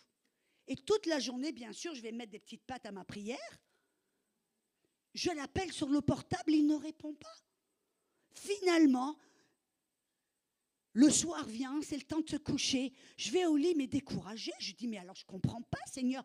Tu réponds toujours à mes prières. Qu'est-ce qui s'est passé? Je ne comprends pas. Là. J'étais un peu découragée, je dois être honnête. J'étais au lit, à 1h du matin. Il y a quelque chose, les 1h du matin, vous savez. À 1h du matin, tout d'un coup, mon mari et moi, on dort à point fermé. Et tous les deux, on entend un... comme une porte qui claque. Tous les deux, on s'assoit, on se regarde. Mon mari, qui est le gardien de la maison, il ouvre le tiroir, il prend son petit pistolet, il va au travers de la maison. Il revient dans la chambre, je me suis levée, je prie en langue. Il me dit, non, non, il n'y a personne. Je dis, non, il n'y a personne, on doit prier, viens. Et il commence à prier en langue. Et tout d'un coup, vous voyez, la parole dit que quand on prie en langue, que le Seigneur aussi peut nous donner l'interprétation de ce qu'on vient de prier en langue dans l'esprit. Je suis en train de prier en langue d'Arabakash. Et tout d'un coup, je m'entends dire, au nom de Jésus, mort, quitte son corps. Au nom de Jésus, mort, part de sa chambre. Je te le commande. Qu'est-ce que je viens de dire là? Vous voyez, je ne savais pas du tout ce qui se passait de l'autre côté parce que je n'avais pas parlé à mon frère depuis des semaines. Et tout d'un coup, après quelques minutes, j'entends dans mon esprit, appelle-le au téléphone. Et bien sûr, je dis, Seigneur, j'ai essayé tout l'été, j'ai essayé toute la journée. Il me dit, vas-y. Donc je dis, ok. J'ai pris le téléphone, je l'appelle, il répond immédiatement. Immédiatement. Je lui parle, je lui dis, écoute-moi. Je lui dis, tu sais, Jésus m'a réveillé au milieu de la nuit pour prier pour toi. Il me dit, ah oui, il t'a réveillé pour prier pour moi. J'ai dit, oui. Et mon frère dit, il veut mon attention, n'est-ce pas? J'ai dit, oui, il veut plus que ton attention, il veut ton cœur. Il me dit, tu sais quoi? Dieu est dans ma chambre. Je lui dis, Dieu est dans ta chambre? Il me dit, oui. Attendez. Tout d'un coup, j'ai pu prier avec lui la prière du salut. Je raccroche, oh là là, en me réjouissant. Mais quelques heures plus tard, je reçois un autre coup de fil d'une de mes sœurs qui me dit, qu'est-ce que tu as fait? Je lui dis, qu'est-ce que tu veux dire? Qu'est-ce que j'ai fait? Elle me dit, sais-tu ce qui s'est passé? Je dis, non. Elle me dit, notre frère était mort, allongé sur son lit d'hôpital. Et il a vu son esprit quitter son corps, aspirer dans l'atmosphère. Il s'est vu allongé sur le lit d'hôpital, faire piper sur lui. Qui, selon le corps médical, on m'a dit que c'était les organes qui se relâchaient. Il me dit, il s'est vu faire pipi sur lui et il était aspiré dans l'atmosphère. Il s'est vu aller au travers du plafond, au travers du toit, au travers dans l'atmosphère, comme s'il ne pouvait rien faire, mais d'être siphonné, aspiré. Et tout d'un coup, il est re-rentré dans son corps. Et 2 minutes plus tard, le téléphone sonne. Vous rendez-vous compte ce que le Saint-Esprit veut et peut faire? La puissance du Saint-Esprit qui, lui, connaît tout, peut tout faire. Si seulement on apprend à coopérer avec lui, à l'écouter, à lui obéir. Cette puissance, cette sagesse qui est en nous, cette connaissance qui est tout en nous, en Christ, les trésors de la sagesse. Christ en nous, l'espérance de la gloire, de la manifestation de Dieu et de sa bonté est en nous. Il s'agit simplement, vous et moi, que l'on renouvelle notre âme, qu'on enlève les barrières, les forteresses, les arguments, tout ce qui nous empêche de croire, de savoir qu'en Christ nous sommes puissants, nous sommes sages, nous avons tout en Christ, en nous, dans notre esprit, tout ce dont nous avons besoin. Mais nous pouvons, c'est pour cela que Dieu, dans son sagesse infinie, nous a donné ce langage divin, pour puiser dans la puissance, la sagesse qui est en nous. Certaines d'entre vous, mesdames, vous vous sentez des fois faibles, découragées, déprimées. Est-ce qu'il y a des personnes ici, vous avez attaqué avec la déprime, même des idées de suicide, la déprime, vous voyez, vous vous sentez comme... Vous savez que le Saint-Esprit qui est en vous est joie. Que quand vous vous sentez couler dans un tunnel de déprime, vous devez choisir de lever la tête et de commencer à prier en langue et de fixer votre attention sur Christ, Jésus en vous. Je me rappelle, j'étais en Éthiopie. C'était pendant des fêtes nationales de la Thanksgiving.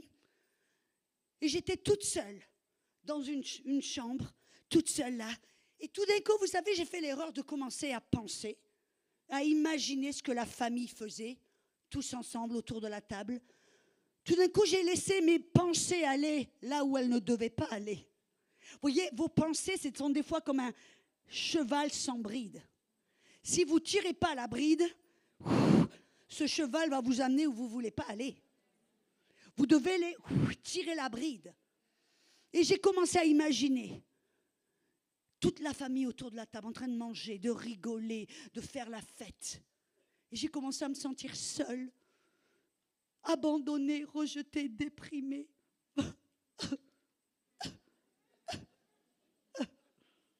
Jusqu'à ce que le Saint-Esprit me donne une petite fessée. J'appelle ça la petite fessée du Saint-Esprit. Il me dit, sors de là tout de suite. Qu'est-ce que tu veux dire, sors de là tout de suite? Comment je vais sortir de là? Je suis toute seule dans cette chambre. Il me dit, sors de là tout de suite. Commence à prier en langue. J'ai dit, ok. Donc je me suis levée, j'ai commencé à prier en langue. Et c'était moins de 5 minutes où tout d'un coup, cette joie qui était déjà en moi, parce que l'esprit amour, paix, joie, était en moi, elle était comme remuée. Elle est devenue active. Et tout d'un coup, je me suis entendue rigoler en disant, Seigneur, merci. Au lieu d'être à la maison, de m'engraisser autour d'un repas, je suis sur le champ de mission en train de prêcher l'évangile. Merci Seigneur. C'était sincère. Qu'est-ce que ça a fait? Parce que j'ai choisi d'obéir au Saint-Esprit et de prier en langue, j'ai activé la joie qui était en moi. La plupart des gens disent, Dieu, donne-moi de la joie. La joie ne va pas pleuvoir du ciel. La joie est déjà en vous. Seigneur, je ne me sens pas aimé. L'amour ne va pas pleuvoir du ciel. L'amour est en vous. Et Paul dit, ranime le don de Dieu que tu as reçu par l'imposition de mes mains. Car Dieu ne t'a pas donné un esprit de timidité, de peur, de crainte, de dépression. Il t'a donné un esprit de puissance, d'amour, de sagesse, de maîtrise de toi. Mesdames, la bonne nouvelle, c'est que nous avons tout ce dont nous avons besoin. Prenez votre main, mettez-la là. J'ai l'esprit, le Saint-Esprit en moi. L'esprit de puissance, l'esprit de sagesse, l'esprit de miraculeux, l'esprit de force en moi. J'ai simplement besoin de l'animer, d'en prendre conscience, d'écouter, d'obéir. Amen.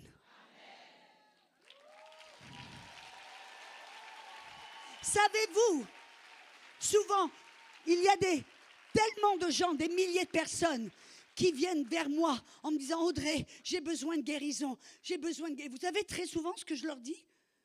Enferme-toi dans ta chambre. Donc, souvent, je prie pour les gens, j'impose les mains, je conseille les gens, absolument. Mais des fois, j'ai des gens qui viennent vers moi qui me disent, Audrey, j'ai tout fait. Je ne sais plus quoi faire, j'ai essayé ci, j'ai écouté un tel, j'ai fait ceci, j'ai fait cela. Je dis, est-ce que tu es allé vers le Saint-Esprit? Est-ce que tu es allé vers lui et lui demander ce que tu devrais faire? Non. Ben voilà, car c'est lui qui te mène vers le triomphe.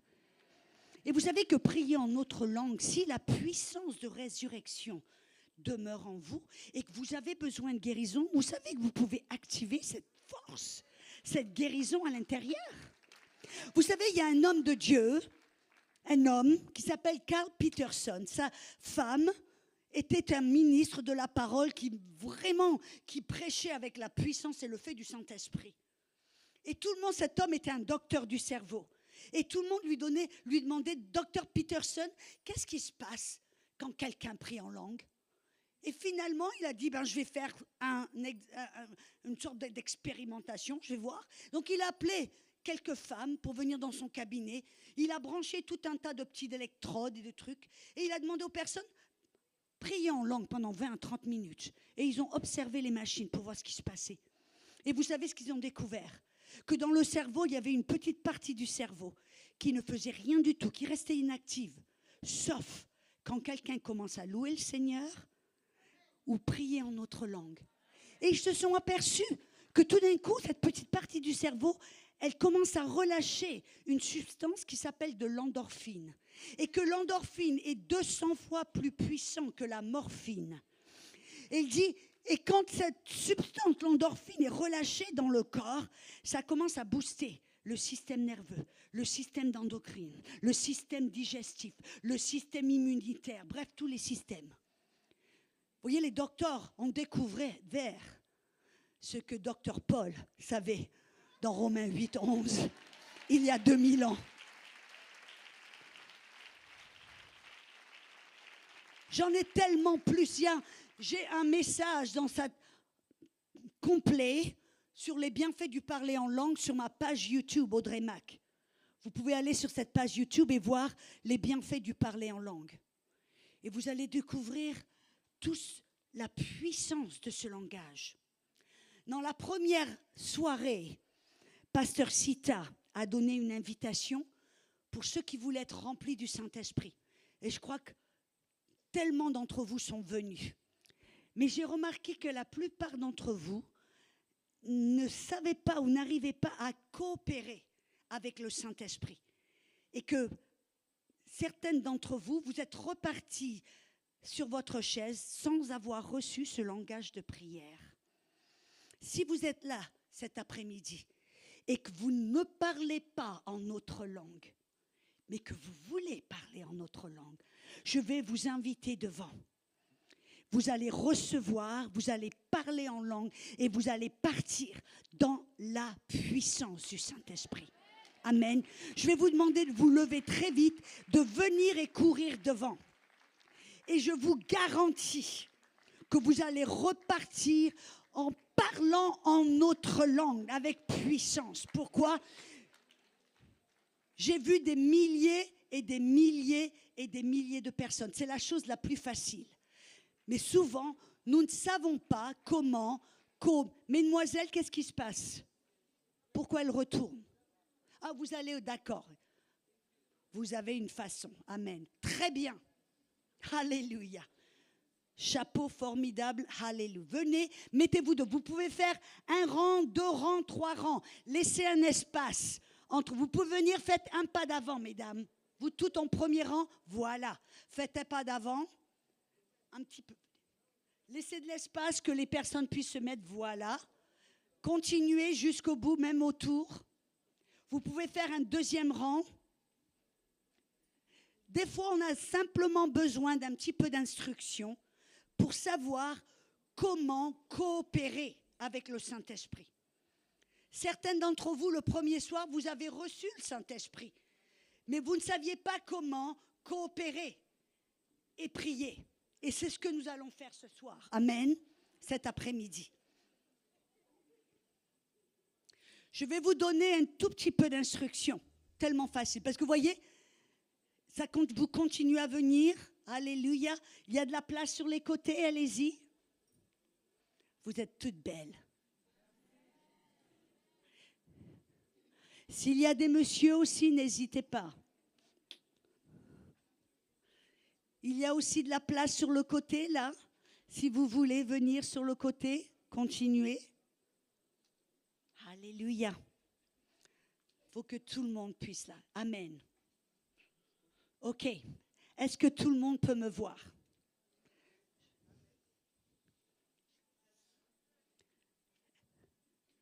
Vous pouvez m'entendre? Alléluia.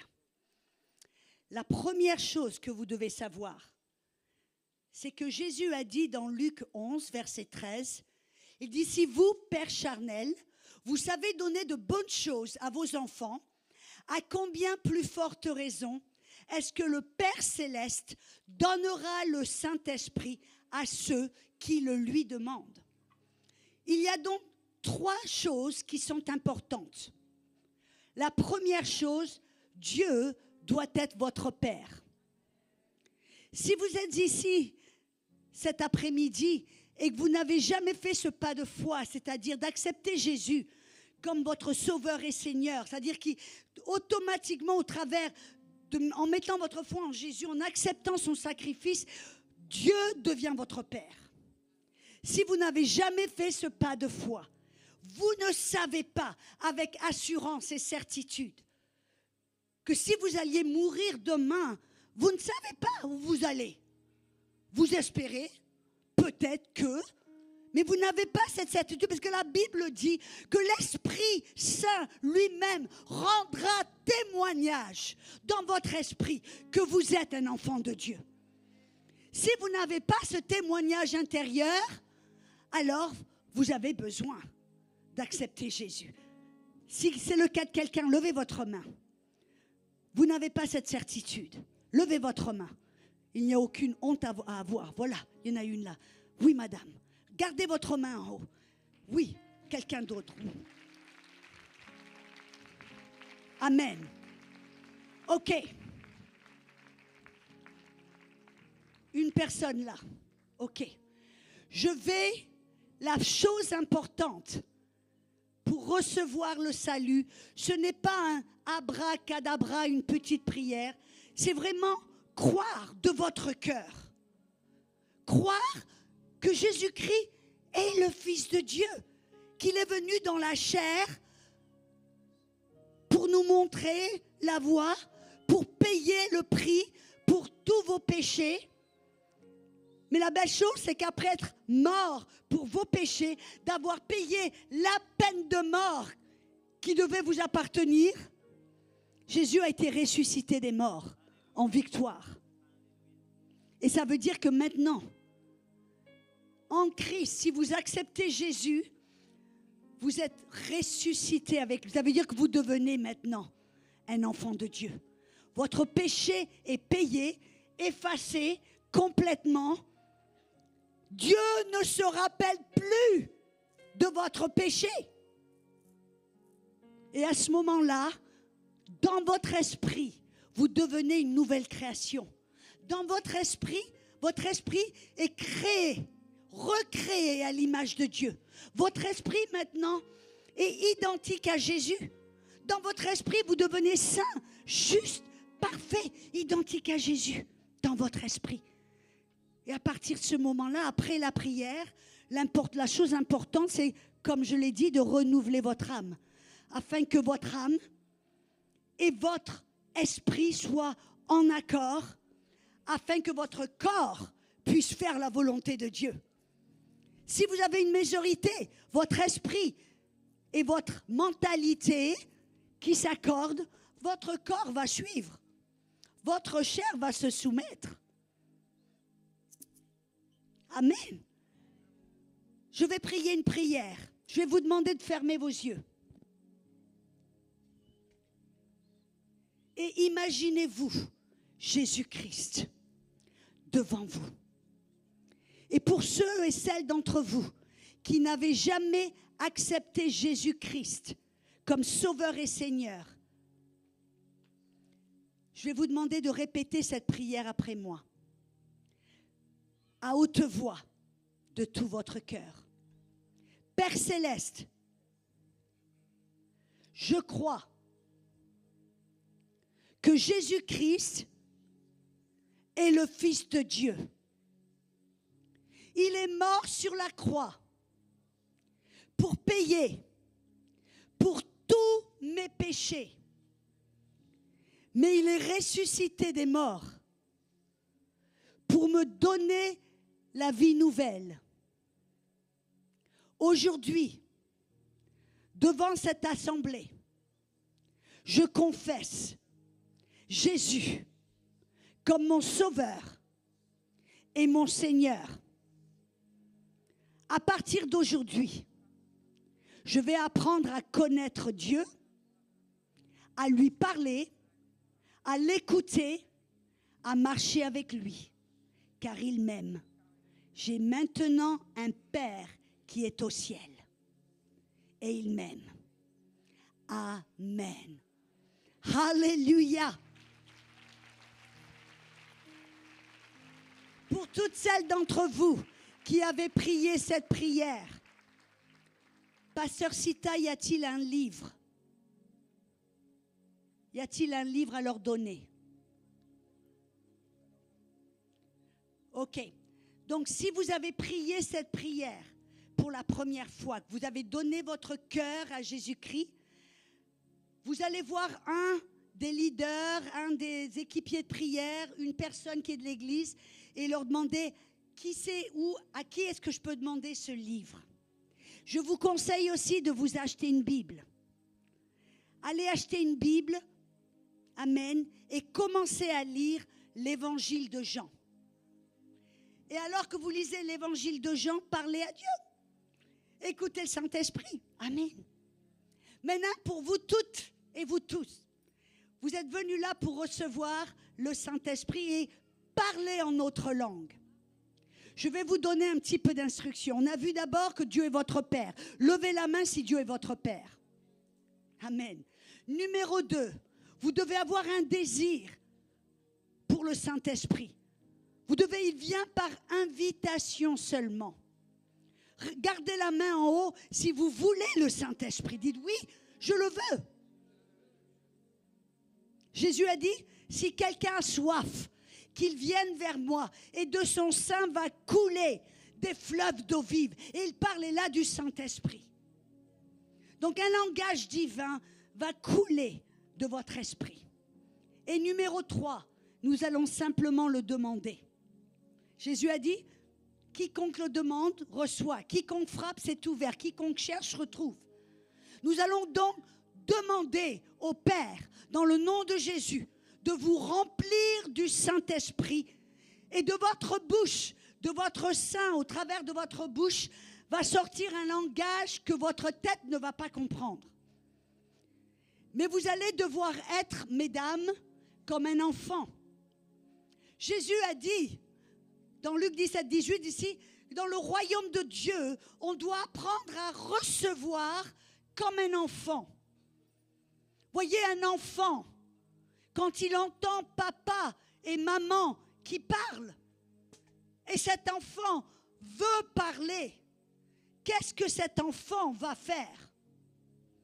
Il va simplement ouvrir la bouche et il va commencer à parler. Et ça va être comme des balbutiements, des bégaiements, baba, gaga, badaga, baba. Mais peu importe, il parle. Et alors que les moments que ça continue, il va commencer à émettre des paroles. Ça va être du dada, dada, papa, papa, gaga, baba.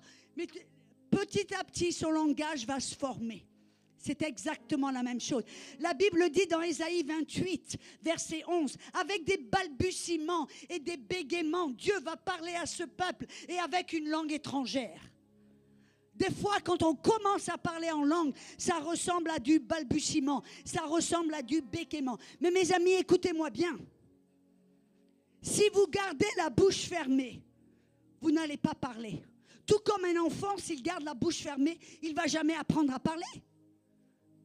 Ou si vous parlez en français, vous n'allez pas pouvoir parler en langue, car c'est l'un ou l'autre. Alors vous allez devoir faire confiance à Dieu, croire que le moment où vous lui demandez, vous recevez. Et à ce moment-là, vous commencez à remercier Dieu et vous ouvrez votre bouche et vous commencez à parler en langue. Et vous allez commencer à mettre des mots. Quand j'ai commencé, j'avais 2 mots. 2 paroles qui sont sorties de ma bouche. Mais ces 2 paroles, j'en étais tellement fière. Je ne me suis pas arrêtée à parler ces 2 paroles. Et tout d'un coup, mon langage divin grandit. Alors, mesdames, êtes-vous prêtes? Parce que c'est votre moment. Amen. Répétez après moi. Et écoutez-moi bien. J'aime tellement que vous avez les mains levées. C'est comme un signe d'abandonnement. C'est comme un signe d'abandonnement, disant, Seigneur, je m'abandonne à toi. Mais j'aimerais qu'avec les yeux de votre cœur, vous vous imaginez que Jésus est devant vous, car il est dans l'esprit. Oubliez qui est autour de vous. Oubliez-moi. Oubliez les personnes de la sécurité. Visualisez avec les yeux de votre cœur Jésus-Christ devant vous, car il est celui qui vous baptise.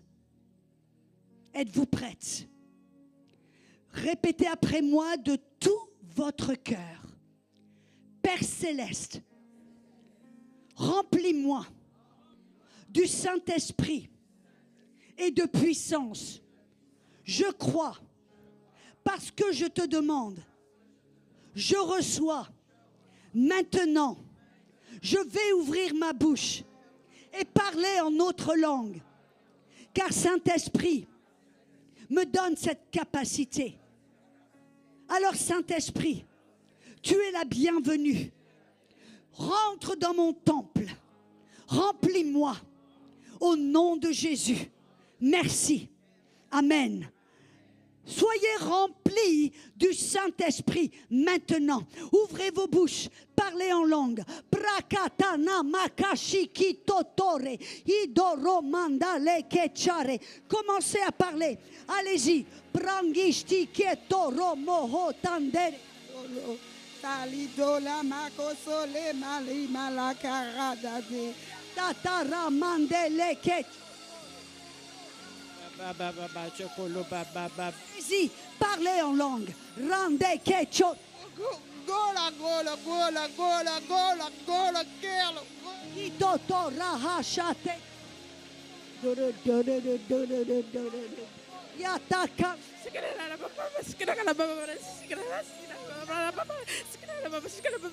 Koriataka shikitondo.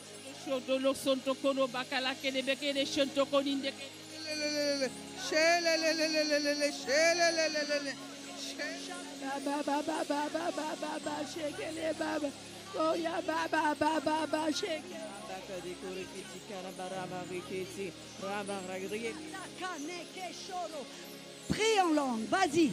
Prando koshakata tere. Yato no mokore. Ouvre la bouche, prie en langue.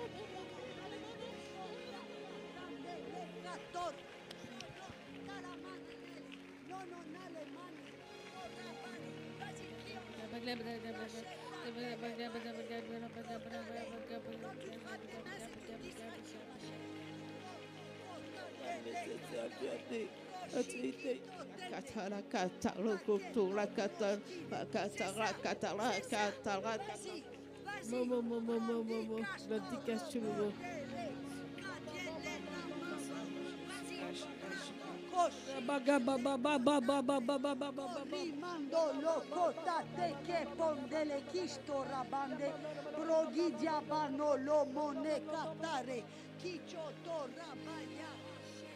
Prie en langue, prie en langue. Proche de beria toro de bene. Ouvrez la bouche, allez-y. Allez mando loco. Osez le faire, osez les namando.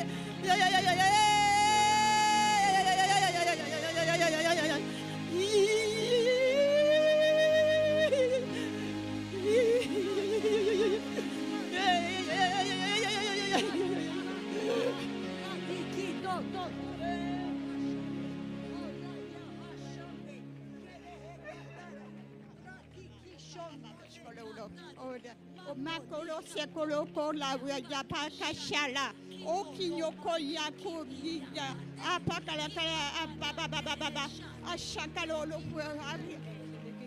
Chela mala mola mole chela mala que le machela mole balatala que da mat Qui donne no hosh.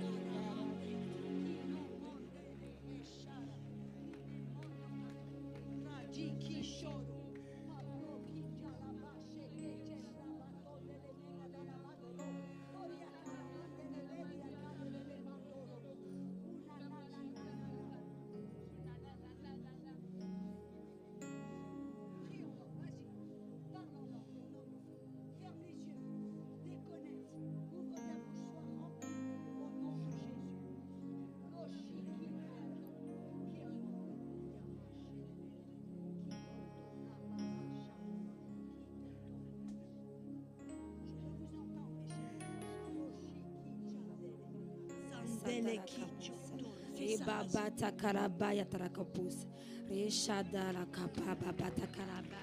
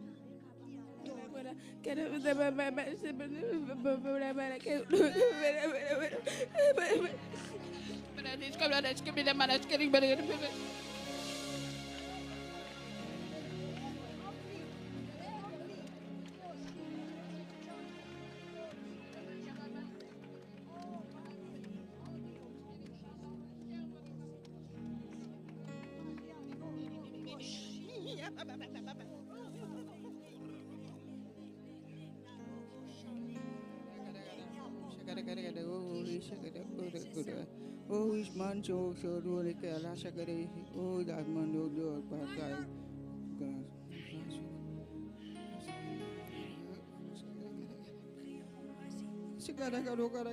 Oh, shagada, show the gada, shagada,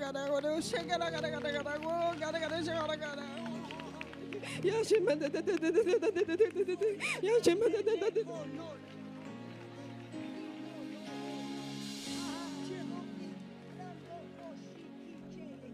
Dieu ne fait aucune exception.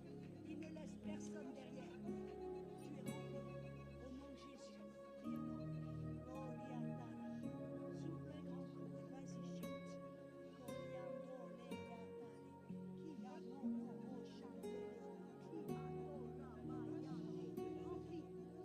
Rempli.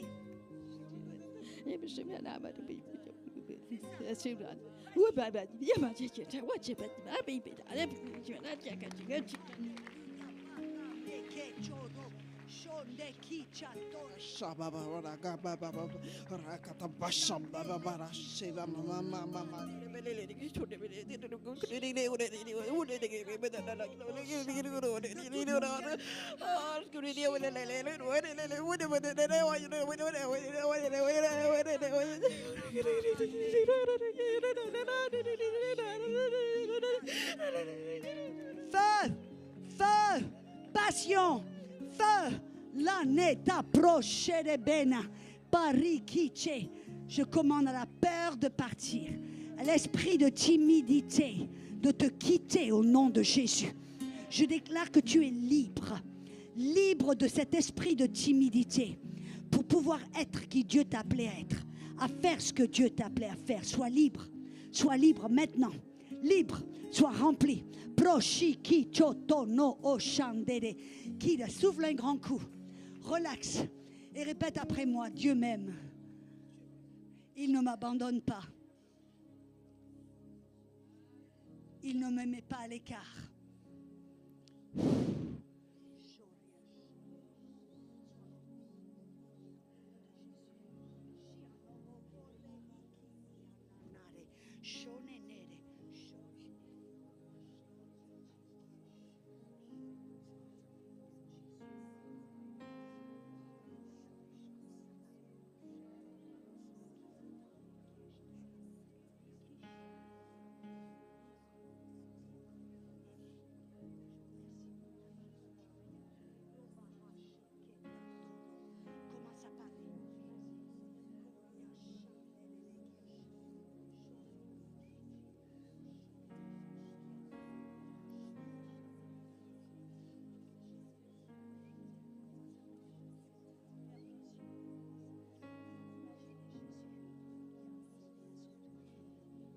Bahashare de Kechororo, Shita Koroho Shande, Halene Matolobo Rachte, Lalamane, remplis au nom de Jésus. Ouvre la bouche et prie en langue. Ah, tu ne vas pas comprendre. Ahala nane kate tereveria toro boshe. I atataravare. Ticha tarara karava.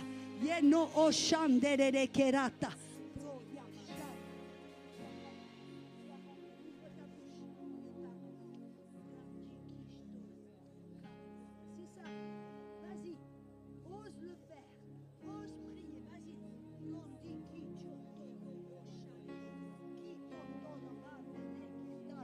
Koriki Ashere. Le feu, le feu. Prachiki Shodo Onanehe. Continue à prier en langue.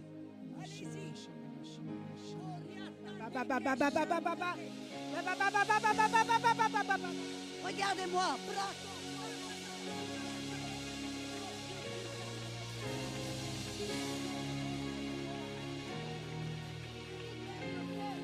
Rivière de feu, l'andele cachor.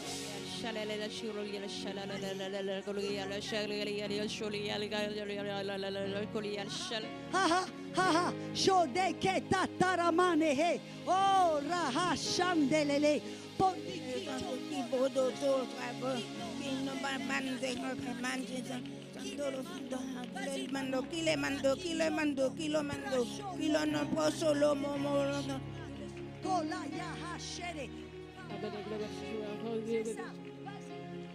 à prier. Proshiki chando.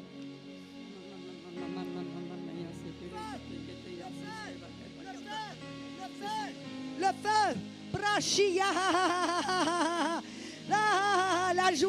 La joie, brata kede. Tu n'as pas connu la joie. Ça fait un moment. Dieu dit qu'il va renouveler les feux de la joie, où tu auras une autre occasion pour te réjouir et voir la bonté de Dieu et l'œuvre de rédemption dans ta vie. Qu'il peut prendre ce qui est abandonné, ce qui est oh rohishikatore prandelehi.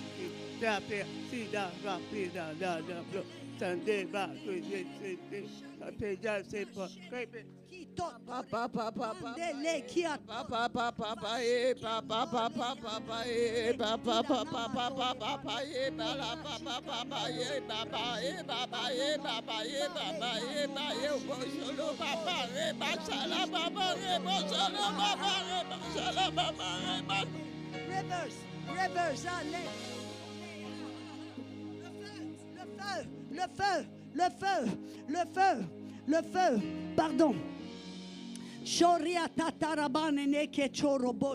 Continuez à prier en langue, allez-y. Vous tous, continuez, allez-y.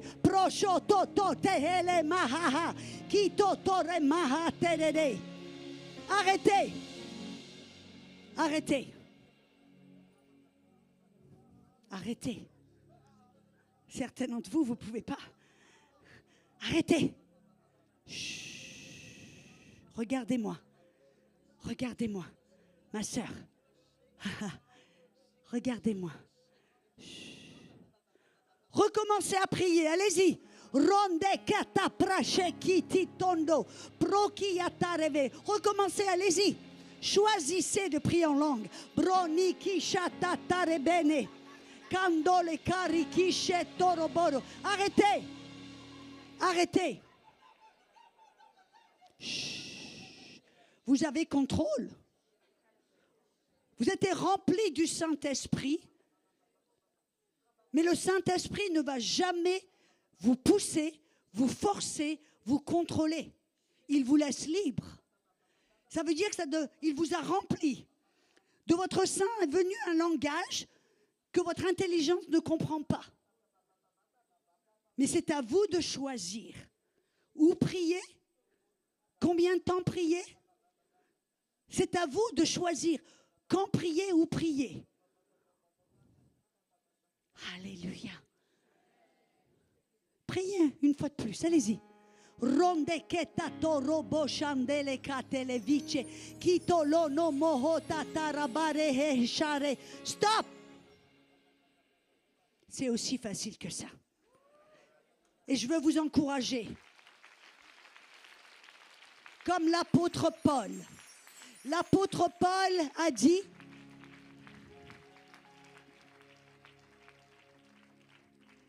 l'apôtre Paul a dit qu'il prie en langue plus que nous tous. Et vous savez, c'est pour cela, je pense, qu'il a écrit 2/3 du Nouveau Testament. Qu'il a puisé dans la révélation de Dieu. Parce qu'il savait comment prier en langue, souvent, constamment. Vous pouvez laver la vaisselle et prier en langue. Vous pouvez faire le ménage et prier en langue. Vous pouvez être derrière le volant de votre voiture et prier en langue. Vous pouvez être en train de faire la lessive et prier en langue. Vous pouvez être au boulot et prier en langue. Vous pouvez être derrière un ordinateur et prier en langue. Vous pouvez faire des examens et prier en langue. Où vous voulez. Et vous pouvez chuchoter en autre langue. Je veux vraiment vous féliciter, mesdames, parce que je pense que vous toutes avez pu coopérer avec le Saint-Esprit. Et maintenant, votre vie ne sera plus jamais la même. Je veux vous encourager à aller sur ma page YouTube, Audrey Mac, et d'aller voir ce message sur les bienfaits du parler en langue. Ça va vous motiver. Amen. Soyez bénis.